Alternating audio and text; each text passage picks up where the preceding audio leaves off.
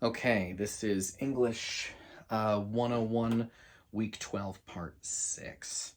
Um, yeah, okay. So I'm in paragraph 7 right now. Eric Fromm, he said something in his first paragraph that was 2 sentences long.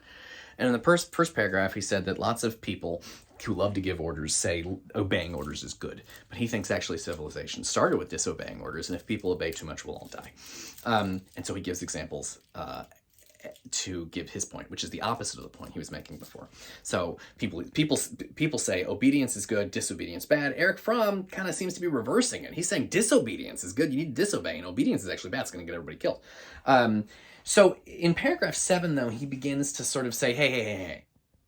And he says it right in the first sentence. I do not mean to say that all disobedience is virtue and all obedience a vice.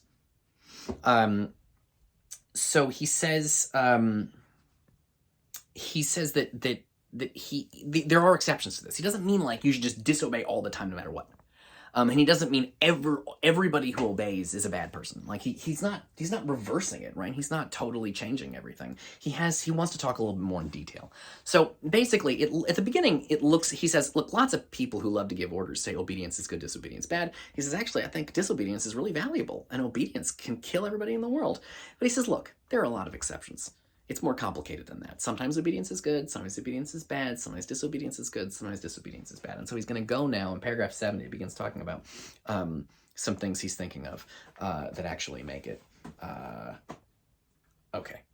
make it a little more complicated. So I'm in paragraph 7. I do not mean to say that all disobedience is a virtue and all obedience a vice. Such a view would ignore the dialectical relationship between obedience and disobedience. Dialectical is a tough word. It's a Socrates word.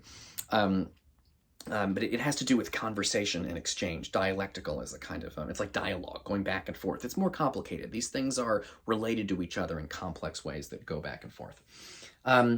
He says in paragraph 7, in the third sentence, whenever the principles which are obeyed and those which are disobeyed are irreconcilable, meaning they don't go together.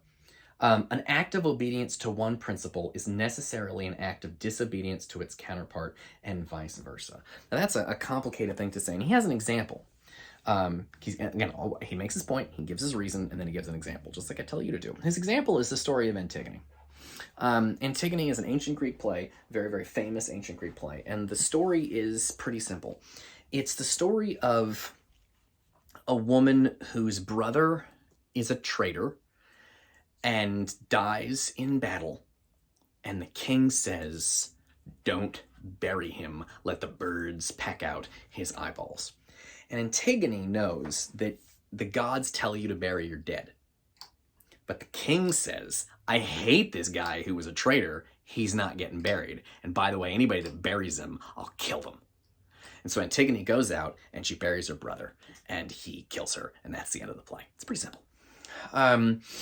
Why is the play interesting? This is a play from thousands of years ago. Plato knew this play. This is a play that people 100% know.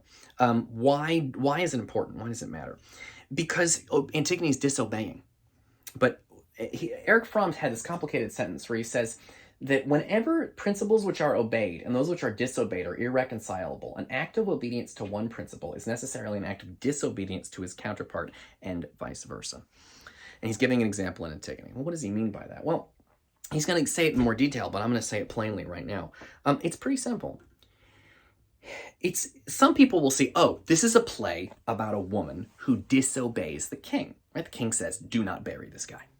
And she says, I'm disobeying. And he says, I hate this guy, don't bury him. And she says, every human being deserves a burial, no matter what they did in their life. Human beings should be buried. Don't just leave them out for animals to eat, ever, no matter what. So the king says, do not bury this guy, and she buries him anyway. She disobeys the king. And that's a story of disobedience. But Eric Fromm points out something really tricky and complicated. He says every act of obedience Every act of disobedience is also an act of obedience, and every act of obedience is also an act of disobedience. That's crazy. Those are opposite words. How can it be both at the same time?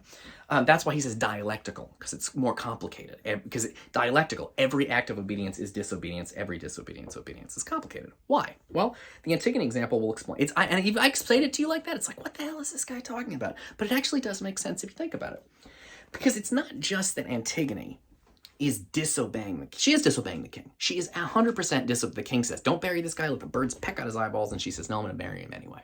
So she's disobeying the king.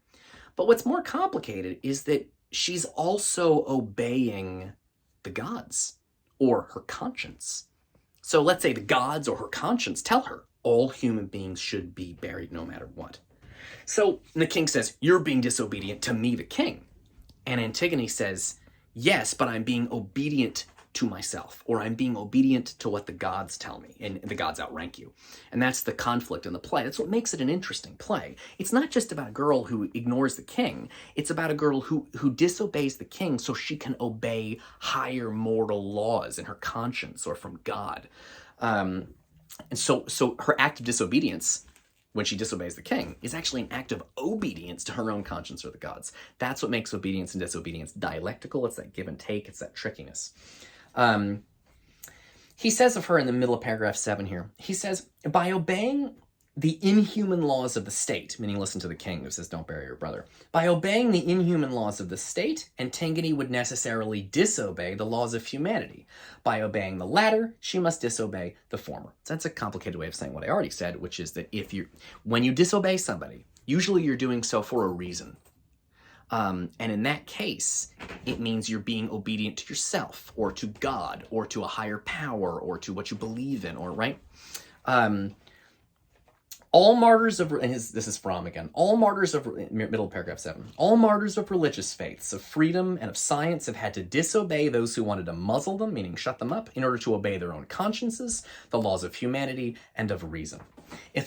So think about scientists, right? So scientists disobey the church, but they're obeying the scientific principles that guide their lives, right? So there's a kind of, every act of disobedience is also obedience. So it's not as simple as always disobey or always obey. It's tricky because you have to figure it out, because it's always both. And he says one of his most important lines here at the end of paragraph 7, if a man can only obey and not disobey, he is a slave. Right? Meaning, if all you can do is obey, that's all you can do. You can never think for yourself. You are a slave or a robot. But he says, if he can only disobey and not obey, he is a rebel, not a revolutionary. It's a strange thing to say. He acts out of anger, disappointment, resentment, yet not in the name of a conviction or principle. The last sentence of paragraph 7 is one of the most important ones in the whole thing. Because, again, he says, kings and priests, people that give orders, love, say obedience is good, disobedience is bad, and then he flips it. And he's actually, there's lots of good things about disobedience and lots of bad things about obedience. But he says in the end that, well, it's tricky, though, because every time you obey one thing, you're disobeying another. And then he wants to imagine some scenarios. So he says, listen, if all you can do is obey, you can't think for yourself, you're a slave, or I would say a robot. But he says, if all you can do is disobey no matter what, you're just a rebel, not a revolutionary. A revolutionary believes in something. A revolutionary is obeying his conscience. A revolutionary is obeying God. A revolutionary is obeying what's right for humanity. But a rebel is just like, I'm not going to do it because you said to. And he thinks that's stupid.